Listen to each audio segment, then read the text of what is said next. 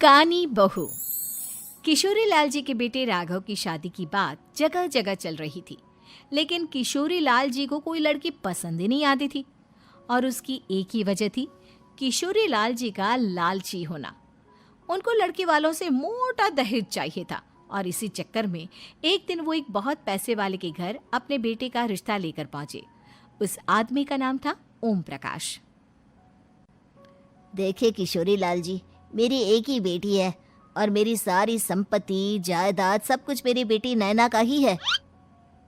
पापा, नाम से लगता है बहुत खूबसूरत होगी। कितना अच्छा नाम है ना, नैना। ओ, वैसे बात तो सही है आपकी। अब इतना पैसा है, जमीन जायदाद है, इकलौती बेटी, आप भी क्या करेंगे? सब कुछ उसे ही देंगे ना। बिल्कुल ठीक पहचाना आपने। बस बेटी की शादी और सारी जायदाद उसके नाम।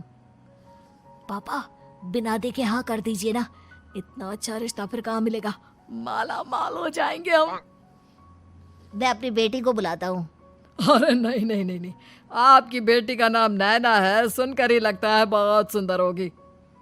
रहने दीजिए अंकल, मैं तो आपकी बेटी के नाम से ही इतना खुश हो गया हूँ कि उसे बिना देखे शादी करने को तैयार हूँ। अब तो मैं उसका चेहरा सीधे शादी के बाद ही देखूंगा। और इस तरह राघव नैना का चेहरा नहीं देखता और उससे शादी कर लेता है। शादी के बाद अपनी सुहाग रात पर जब राघव नैना का घूंघट उठाकर देखता है तो नैना की आंखें बंद थी। कितनी खूबसूरत हो तुम नैना, जरा अपनी आंखें खोलकर मेरी तरफ देखो तो सही। नहीं, मुझे शर्म आती है। अरे, मैंने तुम्हें शादी से पहले भी नहीं देखा, और अब अगर तुम आंखें खोलकर मुझे देखोगी भी नहीं तो मुझे अच्छा कैसे लगेगा? इससे पहले कि नैना अपनी आंखें खोलकर राघव की तरफ देखती, अचानक से लाइट चली गई और राघव नैना को पूरी तरह से देख भी नहीं पाया। अगली सुबह नैना राघव के लिए नाश्ता बनाकर लेकर आई। अरे ये क्या, आधा पराठा सीका हुआ है और आधा बिल्कुल कच्चा। ये तुमने क्या किया नैना? बहू, तुमने क्या आधा पराठा तवे से नीचे लटका कर रखा था, जो आधा सिका है और आधा कच्चा? मुझे जितना दिखेगा उतना ही तो सीखूंगी ना पापा जी। जहाँ जहाँ मुझे नजर आ रहा था वहाँ मैंने सीख लिया, जहाँ जहाँ नहीं दिखा वहाँ कच्चा रह गया होगा। इसका क्या मतलब है? ये कैसा मजाक कर रही है तुम? अरे बहू, तुमने इतना लंबा घूंघट क्यों लगाया हुआ है? देखो, हमारे घर में बहुओं को बेटी की तरह रखा जाता है, और फिर तुम तो इतना सारा माल लेकर आई हो। देखो, ये घूंघट डालकर रखने की कोई ज़रूरत नहीं है। हाँ नैना, पापा जी ठीक कह रहे हैं, तुम तो आराम से रहो, अपना ही घर समझो। नैना अचानक से अपना घूंघट उठा लेती है। अरे ये क्या पापा, नैना की तो एक आंख फूटी हुई है। नाम से नैना, लेकिन ये तो कानी बहू निकली। मेरे साथ धोखा हुआ है, धोखा। बिना दिखाए अपनी कानी लड़की मेरे संग ब्याह दी। मुझे कानी बीवी नहीं चाहिए। मुझे अभी ओम प्रकाश जी से बात करनी पड़ेगी। आखिर उन्होंने मेरे साथ ऐसा किया क्यों? अरे, आप लोगों ने ही तो पापा से कहा था कि आप लोग शादी से पहले मुझे देखना नहीं चाहते। अब मेरे पापा पर क्यों इल्जाम लगा रहे हैं? अरे लेकिन उन्हें बताना तो चाहिए था ना कि तुम कानी हो, एक आंख से तुम्हें दिखाई नहीं देता। किशोरी लाल और राघव नाराज होकर ओम प्रकाश को अपने घर बुलाते हैं। पापा जी, ये आपने क्या किया? शादी से पहले बताया क्यों नहीं कि नैना की आंखों में परेशानी है?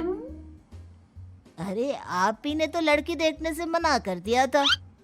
अरे लेकिन आप बता तो सकते थे।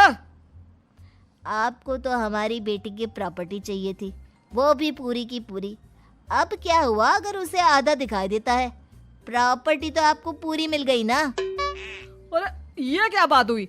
मेरी शादी प्रॉपर्टी से नहीं, आपकी बेटी से हुई है। अब ये तो पहले सोचना चाहिए था, तब तो मेरी प्रॉपर्टी देखकर तुम्हारी जुबान लप लपा रही थी। लेकिन मैं कानी लड़की को अपनी बीवी बनाकर नहीं रख सकता। पापा, कुछ करिए ना आप। हाँ, करता हूँ। देखिए ओम प्रकाश जी, आप हमारे साथ ऐसा नहीं कर सकते। और तुम देखो, अगर तुमने मेरी बेटी से शादी तोड़ी ना, तो जो भी प्रॉपर्टी मैंने तुम्हें दी है वो तो पूरी की पूरी वापस ले ही लूँगा, और आधी प्रॉपर्टी तुम्हारी भी लूँगा। अरे मेरी आधी प्रॉपर्टी भला क्यों लेंगे आप? इसलिए क्योंकि मेरी बेटी को आधा नजर आता है और उसकी नज़र अभी तक तुम्हारी आधी जायदाद पर ही पड़ी है। अब तुम उसे घर से निकालोगे तो कुछ तो लेकर जाएगी ना। और अगर हम आपकी बेटी को अपने घर की बहू बना कर रखे तो? तो तुम्हारी पूरी प्रॉपर्टी तुम्हारी ही रहेगी, और जो मैंने तुम्हें दिया है ना, उसमें से बस मैं आधा लेकर जाऊंगा। अरे लेकिन अब आप अपनी दी हुई प्रॉपर्टी में से आधी वापस क्यों लेकर जाएंगे? अगर मैं आपकी बेटी को अपनी पत्नी बनाकर रखने को तैयार हूं तो? इसलिए ताकि भविष्य में अगर तुम मेरी बेटी को धोखा दो तो उसके पास कुछ तो रहे जो पति का हो। वैसे मेरे पास तो बहुत कुछ है, लेकिन अपने पति की कोई निशानी तो उसके पास होनी चाहिए ना। अब अगर तुमने मेरी बेटी को कानी कहा तो तुम्हें प्रॉपर्टी भी कानी ही मिलेगी, पूरी नहीं। जमाए राजा। किशोरी लाल और राघव समझ चुके थे कि वो बुरी तरह फंस चुके हैं और अब उनके पास वहां से निकलने का कोई चारा नहीं है। अब समझ में आया ना, लालच बुरी बला होती है। एक तो तुम्हें प्रॉपर्टी मिली, ऊपर से बीवी मिली, उसमें तुम्हें नखरे भी दिखाने हैं। आए बड़े, चुपचाप बैठो दोनों। कुछ दिनों के बाद नैना राघव की कार लेकर बाजार घूमने निकलती है और जब कार लेकर वापस आती है, ये क्या? एक तरफ से मेरी गाड़ी पूरी खराब हो चुकी है। लगता है तुमने मेरी गाड़ी को किसी दूसरी गाड़ी के साथ एक्सीडेंट किया है। अरे अरे कितना बड़ा नुकसान कर दिया तुमने बहू। वो क्या है ना पापा जी, मुझे एक आंख से दिखाई नहीं दे रहा था, सामने से गाड़ी आ रही थी। मुझे तो सिर्फ आधा ही दिखाई दिया और वो गाड़ी मेरी कार से रगड़ते हुए निकल गई। अब मैं क्या करूं बताओ? आप इसे ठीक कराने के पैसे कौन देगा? तुम्हारे पापा? तुमने मुझसे इस तरह से बात की? अभी रुको। नैना राघव की शिकायत ओम प्रकाश को कर देती है।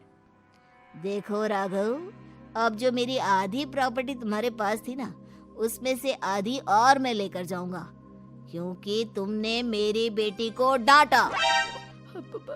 अरे नहीं नहीं पापा जी, गलती हो गई, माफ कर दो। गलती की तो कोई गुंजाइश ही नहीं।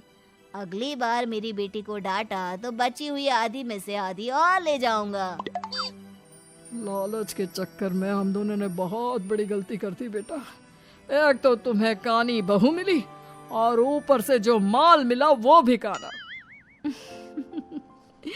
इस तरह राघव की हर एक गलती पर ओम प्रकाश उसकी प्रॉपर्टी का आधा आधा हिस्सा लेकर अपना सारा माल वापस ले गया और राघव को कानी बीवी से काम चलाना पड़ा। भाई लालच वाकई में बुरी बला है।